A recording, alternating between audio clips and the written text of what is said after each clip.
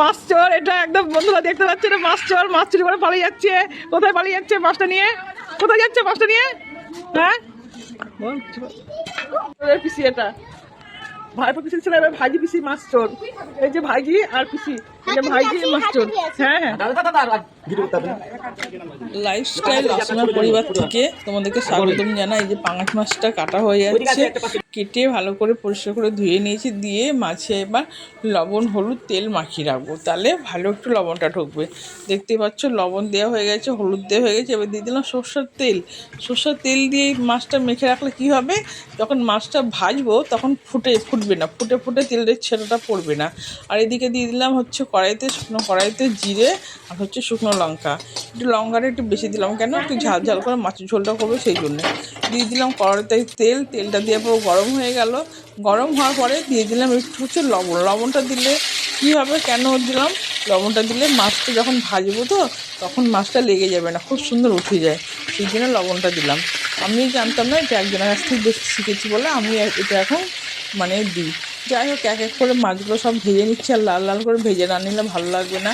আর মাছটা এত সুন্দর কি বলবো বন্ধুরা, মানে মাছটা ছোটো মাছ হতে পারে কিন্তু মাছের প্রচণ্ড তেল ছিল।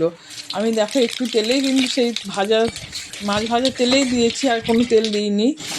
তেলের মধ্যে দিয়ে দিলাম জিরে, পাঁচফোড়ন আর হচ্ছে শুকনো লঙ্কা আর তেজপাতা দিয়ে আলুগুলো দিয়ে দিলাম। আলুগুলো দেওয়ার পরে লাল লাল হয়ে গেল, বাদামি কালার করে ভাজার পরে দিয়ে দিলাম হচ্ছে লবণ লবণ হলুদ দেওয়ার পরে এবার দিয়ে দিব আদা আর হচ্ছে শুকনো লঙ্কা পেস্ট দিয়ে ভালো করে কষবো। যখন তেল ছাড়া ছাড়া ভাব হয়ে যাবে তখন আমি একটু জল ঢেলে দেবো। দেখতে পাচ্ছ অনেকটা হয়ে এসছে আলুটা সেদ্ধ হয়ে গেছে।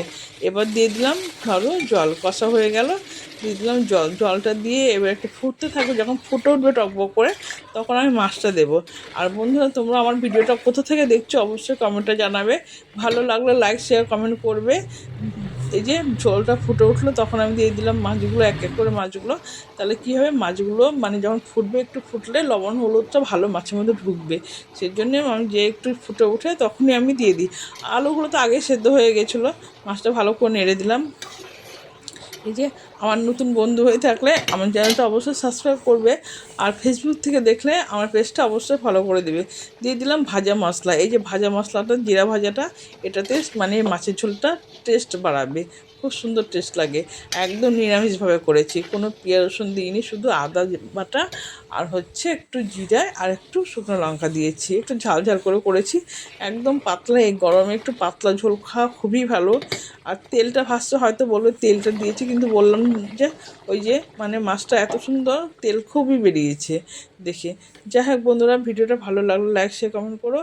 আর মানে কি বলবো, আমার রেসিপিটা একবার ট্রাই করে দেখতে পারলে। আর কালারটা কত সুন্দর হয়েছে না, মনে হচ্ছে আমি কত তেল দিয়েছি, একদম তেল দিইনি। তো ভিডিওটা এখানে শেষ করলাম, টাটা বন্ধুরা।